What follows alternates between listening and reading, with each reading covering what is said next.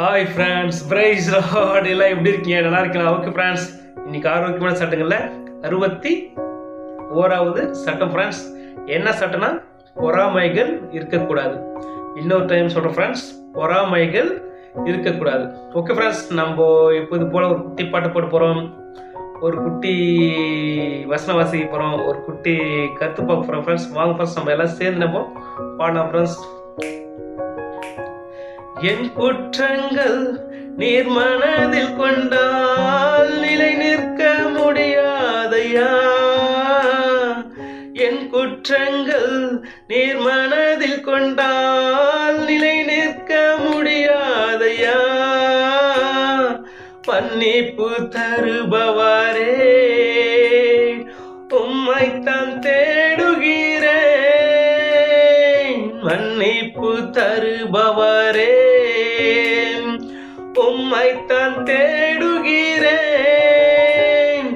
உம்மை நோக்கி கதறுகிறேன், இறைவாய் உதவி செய்யும்.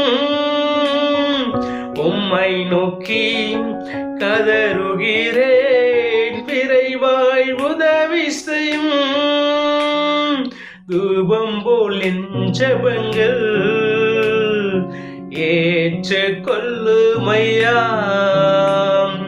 மாலை பலி போல் என் கைகளை உயர்த்தினேனையா. உம்மை நோக்கி கதறுகிறேன், விரைவாய் உதவி செய்யும். உம்மை நோக்கி கதறுகிறேன், விரைவாய் உதவி செய்யும்.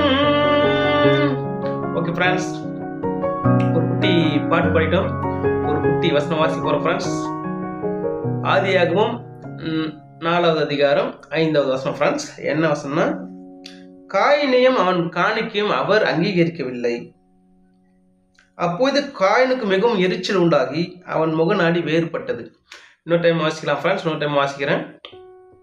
ஆதியாகமம் 4வது அதிகாரம் 5வது வசனம் ஃப்ரெண்ட்ஸ். காயினையும் அவன் காணிக்கையும் அவர் அங்கீகரிக்கவில்லை. அப்போது காயினுக்கு மிகவும் எரிச்சல் உண்டாகி அவன் முகநாடி வேறுபட்டது. ஓகே ஃப்ரெண்ட்ஸ், தான் ஒரு குட்டி வசனம் ஃப்ரெண்ட்ஸ். இந்த வசனோட கருத்து என்னன்னா நமக்கு எல்லாரும் தெரியும் ஃப்ரெண்ட்ஸ். நமக்கு என்னன்னா, ஆபேல் காணிக்க அந்த சம்பவம் நமக்கு தெரியும் ஃப்ரெண்ட்ஸ். ஓகே ஃப்ரெண்ட்ஸ், கடவுள் என்ன பண்றாருன்னா, ஆபேலையும் அவன் காணிக்கையும் அங்கீகரிக்கிறார். ஏன்னா ஆபேல் அவனுக்கு கடவுளுக்கு பிரியமா வாழ்ந்து இருக்கிறதுனால அவர் அவனையும் ஆபேலையும் அவன் காணிக்கையும் அவர் ஏற்றுக்கொண்டார், ஆசையோடு ஏற்றுக்கொண்டாரு. ஆனா காயினுடைய கேரக்டர் சரியில்லாததுனால அவருடைய குணாதிசயம் போடல, ஆனா அது மறைக்கப்பட்டது ஃப்ரெண்ட்ஸ். அதை நம்ம இப்படிதான் புரிஞ்சுக்கணும். அதுக்கப்புறம் என்னன்னா, காயினையும் அவன் காணிக்கையும் கடவுள் அங்கீகரிக்கல. ஏன்னா அவனுடைய குணம் எனக்கு சரியில்லைன்னு சொல்லிட்டு அவனை அங்கீகரிக்கல ஃப்ரெண்ட்ஸ். அதனால காயினுக்கு நச்சு அவங்க தம்பி, கூட பிறந்த தம்பி தான், ஒரே ரத்தம் தான், கூட பிறந்த தம்பி மேல ரொம்ப பொறாமாயிட்டு என்னாச்சு, அவன் எரிச்சல் உண்டாகி அவன் முகநடியே, அவன் மூஞ்சே சரியில்லை, அப்படியே ஒரு மாதிரி ஒரு பொறாமையினால முகநடி வேறுபட்டது. அதுக்கப்புறம் என்னாச்சுன்னா தெரியும், நம்மளுக்கு எல்லாம் தெரியும். காயின் என்ன பண்றான், ஆபேல தன் சொந்த தம்பி கொலை பண்ணி போட்டுறான் ஃப்ரெண்ட்ஸ். எதனாலனா பொறாமைனால. இந்த பொறாமை அவ்வளோ பெரிய பாவத்தை, ஒரு கொலையே செய்யற அளவுக்கு இந்த பொறாமைக்கு அவ்வளோ ஒரு பொறாமை குணம், அது சரியில்லை குணம் ஃப்ரெண்ட்ஸ். அதுக்கு அவ்வளோ வல்லம் இருக்குது. ஓகே ஃப்ரெண்ட்ஸ், ஏதாவது இந்த வசந்தோட கருத்து தான் ஃப்ரெண்ட்ஸ். ஓகே ஃப்ரெண்ட்ஸ், நான் ரெண்டு பேரை பற்றி கூட ஷேர் பண்ண விரும்புகிறேன். ஃபர்ஸ்ட் யாரா நம்ம ஏசப்பா தான் ஃப்ரெண்ட்ஸ். ஓகே, ரெண்டாவது நான் அப்புறம் முடிச்சோட சொல்கிறேன் ஃப்ரெண்ட்ஸ். ஓகே, நம்ம ஏசப்பா என்ன பண்ணுறாரு, 12 வயசு ஆன பிறகு போதர்களோடு பேசுறாரு. அந்த சம்பவம் நமக்கு தெரியும். அப்போ மரியாளும் அந்த யோசேப்பும் அவங்க தாய் தகப்பனும் தேடி ஏன்பா நீ வரலன்னு சொல்லிட்டு அவர் வந்து அவர் அங்கே அந்த 12 வயசுல அந்த அங்கே இருந்த குருமார்களோட பேசுறது பார்த்து அவங்களாம் ஆச்சரியப்பட்டாங்கன்னு சொல்லிட்டு வேதத்தில் இருக்குது ஃப்ரெண்ட்ஸ். அதுக்கப்புறம் 12 வயசுலேருந்து அது ஒரு கிட்டத்தட்ட ஒரு 30 வயசுல தான் அவர் ஊழியத்துக்கு வராரு ஃப்ரெண்ட்ஸ். அப்போ கிட்டத்தட்ட 18 வருஷம் அவர் பிதாவாகிய தேவன் அவர் வந்து புடம் விட்டு உபத்திரத்தினாலும் அவரை என்ன வெளிப்படையாக வசனம் இல்லை. ஆனால் எபிரேயர் 5வது அதிகாரம் பார்த்தீங்கன்னா அவர் குமாரனும் கண்ணீரோடும் பட்ட பாடுகின்ற கண்ணீரோடு விண்ணப்பத்தோடு விண்ணப்பம் செஞ்சு பட்ட பாடுகளினாலே சும்மால பிரான்ஸ் பட்ட பாடுகளினாலே கீழ்ப்படுதலை கற்றுக்கொண்டு தான் பூர்ணரான பின்பு ரட்சிப்பு சுதந்திரர்களுக்கு அவர் வந்து தலைவராக இருக்கிறாரு. அதாவது என்னன்னா ஒரு பிரதான ஆசாரியர் இருக்கிறாரு அப்படின்னு சொல்லிட்டு அந்த எபிரேயர் 5வது அதிகாரத்தில் இந்த வசனங்கள் இருக்குது ஃப்ரெண்ட்ஸ். ஓகே ஃப்ரெண்ட்ஸ், அப்போது என்ன விஷயம்னா ஏசப்பா பற்றி பார்க்க போகிறோம்னா ஏசப்பை பற்றி என்ன பார்க்க போகிறோம்னா அந்த காலம் ஏசப்பா வாழ்ந்த இந்த பூமியில் சரீரத்தில் வாழ்ந்த காலத்தில் பார்த்தோன்னா ஃப்ரெண்ட்ஸ் அநேக பரிசேயர்கள் வேதபர் அவங்களும் பார்த்தீங்கன்னா ஹைப்ரிஸ்ட் நல்லா படித்தவங்க பெரிய நல்லா கமாலியில் பார்த்து கீழே நல்லா படித்து வேதத்தை கரைச்சி குடிச்சு நல்லா தேர்ந்தவங்க.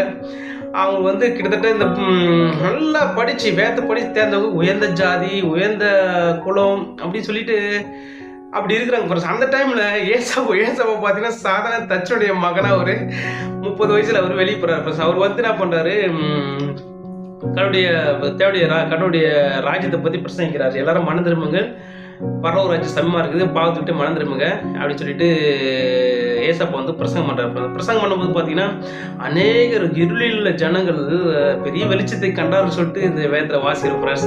அப்போது இதை பார்த்த உடனே ஆனால் ஏசப்பா இந்த பைபிள் காலேஜ் படிக்கல, ஒன்றும் படிக்கல ஃப்ரெண்ட்ஸ். அவர் ஒரு சாதாரண ஏசப்பா வந்து பிதாவுக்கு சமமாக இருந்தும் பிதாவுக்கு தேவனுடைய டேஸ்ட் இதுதான். ஸோ பின்னாடி சொல்ல வரும் ஃப்ரெண்ட்ஸ், பின்னாடி பார்க்கும்போது நமக்கு ஈஸியாக புரியும் ஃப்ரெண்ட்ஸ். அப்போது ஏசப்பா வந்து பிரசங்கம் பண்ணுறாரு, அற்புதம் நடக்குது, அதிசயம் நடக்குது, பேய் ஓடுது, எல்லாம் ஓடுது, குருடர் பாருட்டு எல்லாம் நடக்குது, அற்புதம் உலகத்திலேயே இதான் முதல் முறை இப்படி நடக்குது. ஒரு சாதாரண மனுஷன் எப்படி செய்ய முடியும் சொல்லிட்டு எல்லாரும் ஆச்சரியப்படுறாங்க. அந்த டைம்ல ஆச்சுன்னா பரிசேயருக்கு வேதபாருக்கு இவ்வளோ பொறாம வந்துச்சுனாடா இது நம்ம இத்தனை பிஹெச்டி இப்போ இந்த காலகட்டத்தில் படித்தாவே பிஹெச்டி டபுள் பிஹெச்டி தான் படிச்சிருக்கணும், அவ்வளோ வேத அறிஞ்சிருக்கோம், இவ்வளோ நம்ம உயர்ந்த ஜாதி, நம்ம உயர்ந்த குலம், உயர்ந்த ஸ்தானம், நம்ம ஜாதி என்ன, நம்மளுடைய செல்வாக்குன்னு நமக்கு மதிப்புன்னு.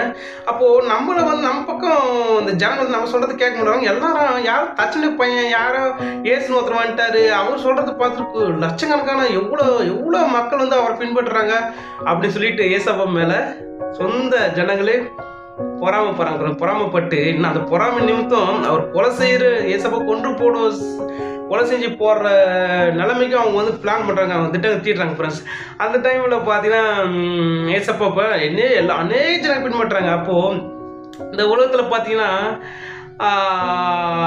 படித்தவங்க இந்த அதாவது 1 கொரிந்தியர் பார்த்தீங்கன்னா ஃப்ரெண்ட்ஸ் 1 கொரிந்தியர் 1வது அதிகாரத்தில் பார்த்தீங்கன்னா தேவன் வந்து உலகத்தின் ஞானிகளை வெட்கப்படுத்தும்படி பைத்தியங்களை தெரிந்து கொண்டார், பலம் உள்ளவைகளை வெட்கப்படுத்தும்படி பலவீனமானவர்களை தெரிந்து கொண்டார், உள்ளவைகளை அவமாக்கும்படி உலகத்தில் இழிவானங்களையும் அற்பமா என்னப்படும் தேவன் வந்து தெரிந்து கொண்டார். ஏன்னா அவருடைய பிதாவுக்கு தேவன் டேஸ்ட் அதான் ஃப்ரெண்ட்ஸ்.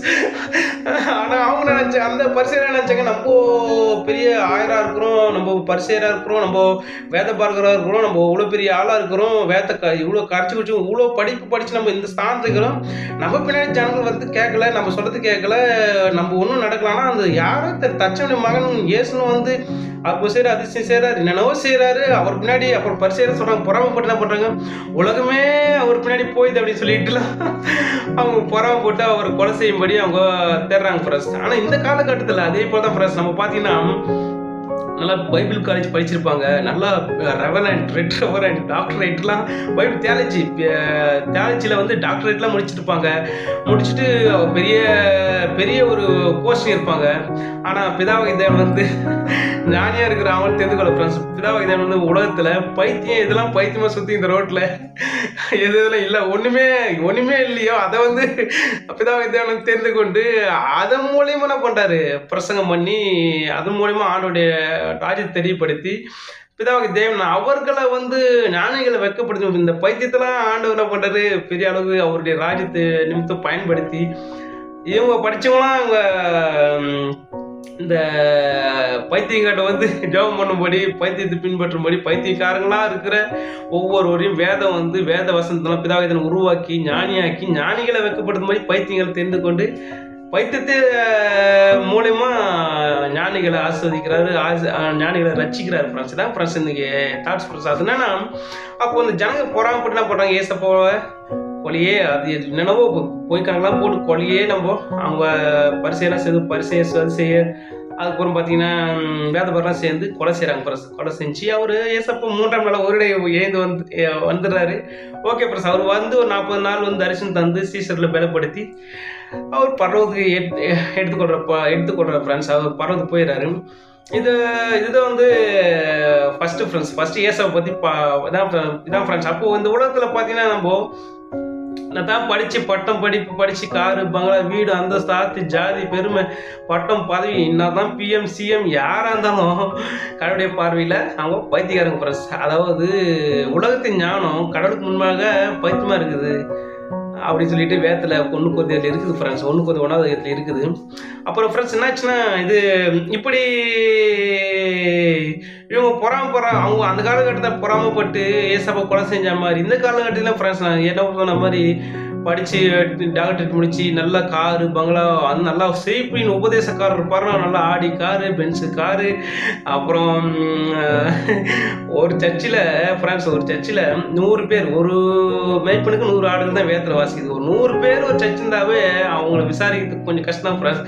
ஆனால் நம்பாளுங்க என்ன பண்ணுறாங்க, லட்சக்கணக்கில் உட்கார்ற மாதிரி இதெல்லாம் பெருமை. நான் இத்தனை லட்சம் பேர் உட்கார்ற மாதிரி பெரிய சர்ச்சு கட்டிக்கிறேன் நான், இவ்வளோ பெரிய பிரம்மாண்டமான ஆள் வந்துக்கிறேன். அங்கன்னா வர அதாவது ஒரு அந்த பெரிய பெரிய சர்ச்சை கட்டி நடத்துகிற பாஸ்டர்மார்கள்லாம் பார்த்தோன்னா வர ஜனங்கள் பேர் கூட தெரியாது ஃப்ரெண்ட்ஸ். ஏன்னா அங்கே ஆட்டு மந்த போல வந்து லட்சக்கணக்கான மக்கள் வந்து அவங்களோட பேரும் தெரியாது, அவங்க ஒன்றுமே தெரியாது ஃப்ரெண்ட்ஸ். ஏன்னா காரணம் என்ன, எல்லாம் மணி டப்பு ஃப்ரெண்ட்ஸ், டப்பு பணம் தான் ஃப்ரெண்ட்ஸ். அப்போது இவ்வளோ பெரிய சபை கட்டுறது தப்பா? ஆமாம் ஃப்ரெண்ட்ஸ், பெரிய சபை கட்டுறது அது வேதத்தின்படி அது சரி கிடையாது ஃப்ரெண்ட்ஸ். நம்ம ஒரு மேய்ப்பரு 100 ஆடு ஒரு கணவன் மனைவி இருக்கும்போது ஒரு 200 பேர் கூட இருக்கலாம் ஃப்ரெண்ட்ஸ். அப்போ 100 200 பேர் இருக்கலாம். அதுதான் ஃப்ரெண்ட்ஸ், அதுதான் வந்து ஒரு மேய்ப்பனுக்கு இது. ஓகே, சுவிசேஷ கூட்டம் நடத்தலாம், அதெல்லாம் தப்பு கிடையாது. சுவிசேஷம்லாம் இருக்கிறாங்க, அவங்க மீட்டிங் வச்சு நடத்தலாம், அது ஒன்றும் ஃப்ரெண்ட்ஸ், அது ஒன்றும் தப்பு இல்லை ஃப்ரெண்ட்ஸ். ஆனால் சபைன்னு சொல்லிட்டு லட்சக்கணக்கான பேர் ஆயிரக்கணக்கான பேர் வச்சு நடத்துறது அது வந்து வேதத்தின்படி சரியில்லை ஃப்ரெண்ட்ஸ். அப்போது இவங்களுடைய நோக்கம் என்ன, காசு பணம் அதான் ஃப்ரெண்ட்ஸ். அப்போ நிறைய பேர் பார்த்தீங்கன்னா அப்போ இவங்களாம் வந்து செய்பன உபதேசம் இந்த இம்மக்குரிய பூமிக்குரிய ஆஸ்வாதங்களை பற்றி பேசுகிறாங்க. இது வந்து வேதத்தில் வந்து கள்ள உபதேசம், இது வந்து கள்ள உபதேசம் வேதத்தில் இருக்கு. இது இந்த வசனம் வந்து இந்த புதிய ஏற்பாடு சத்தியத்து புதிய ஏற்பாடு உபதேசத்தின்படி இந்த பூமியில நமக்கு தேவைக்கு இருக்கலாம். அது அதிகபட்சம் கடவுள் கொடுக்குறோன்னா அது அநேகருக்கு தேவையுள்ளவருக்கு உதவி செய்யணும் ஃப்ரெண்ட்ஸ். மற்றபடி நாம் நல்லா சாப்பிட்டுக்கின்னு கார் மோலா வச்சுக்கின்னு பெரிய சர்ச்சை கட்டி கோடிகள் சர்ச்சை கட்டி அப்படியே இருக்கு. கடவுள் வந்து ஒரு நாளும் புதிய ஏற்பாட்டில் அனுமதிக்கப்படுது. ஏசப்பாவும் சரி சீசனும் சரி எல்லாம் வந்து எளிமையாக தாழ்மையாக தான் வாழ்ந்து போனாங்க ஃப்ரெண்ட்ஸ். அப்போது இவங்க என்ன பண்ணுறாங்க, இப்படி பண்ணும்போது அவங்களாம் வெக்கப்படுத்தும்படி அந்த ரேட் ரெவரண்ட் டாக்டரேட் முடிச்சவரெலாம் வெக்கப்படுத்தும்படி கடவுள் என்ன பண்ணுற ஃப்ரெண்ட்ஸ், பைத்தியங்களை அதை தெரிந்து கொள்ளார் ஃப்ரெண்ட்ஸ். கடவுள் வந்து ஞானிகள் வெக்கப்படுத்த உலகத்தில் பைத்தியமாக தெரியும். அந்த காலத்தில் எப்படி பரிசெயர் சாதிசெயர் வேலைப்பாரு தவிர அதே போல் இந்த காலகட்டத்தில் ரெவரண்ட்டு டாக்டரேட்டு பாஸ்டர் அப்படின்னு சொல்லிட்டு நிறைய பேர் இருக்கிறாங்க ஃப்ரெண்ட்ஸ். நான் எல்லாரும் குறை சொல்ல ஃப்ரெண்ட்ஸ். அப்போ இமைக்கான போதனை தான் அது ஒரு 80%. அதாவது என்ன விஷயம்னா ஃப்ரெண்ட்ஸ், இது அவங்களுடைய இதோட பின்விளைவு அவங்களுக்கு தெரியல. பின்விளைவு நித்திய தண்டனை ரொம்ப அதிக ஆக்கின இருக்குது ஃப்ரெண்ட்ஸ். காரணம் என்னன்னா, அவங்களுக்கு தெரியும் சத்தியம் தெரியாமல் இல்லை. ரோமர் 1வது அதிகாரத்தில் பார்த்தீங்கன்னா அவர் சத்தியம் அவருக்கு தெரியாமல் சத்தியம் தெரியும். ஆனால் அப்படி அந்த சத்தியத்தைப்படி வாழ விருப்பம் இல்லை. அந்த சத்தியத்தின்படி உபத்திரம் பாடு துன்பம் எளிமை தாய்மை பரிசுத்தம் நீதி நேர்மை அதெல்லாம் அவங்களுக்கு வந்து இருக்குது, வசனம் இருக்குது. ஆனால் அதெல்லாம் விட்டுட்டு இப்போ தான் வாக்கு தத்தங்களை எடுத்துக்கிது. பழைய ஏற்பாட்டில் யோசேப்பு தாவீது தானியேலு யோபு இதுக்கு இந்த பழைய ஏற்பாடு இப்போ ஈஸியாக கண்டுபிடிக்கலாம். ஒரு கள்ள உபதேசம் எப்படின்னா ஈஸியாக வந்து எப்போ பார்த்தாலும் பழைய ஏற்பாடு வசனங்களே இருப்பாங்க ஃப்ரெண்ட்ஸ். புதிய ஏற்பாடு சைடே வர மாட்டாங்க. புதிய ஏற்பாடு வருவங்க எப்படி ஒரு ஊர் கற்றுக்கிற மாதிரி விட்டுட்டு போயிடுவாங்க ஃப்ரெண்ட்ஸ்.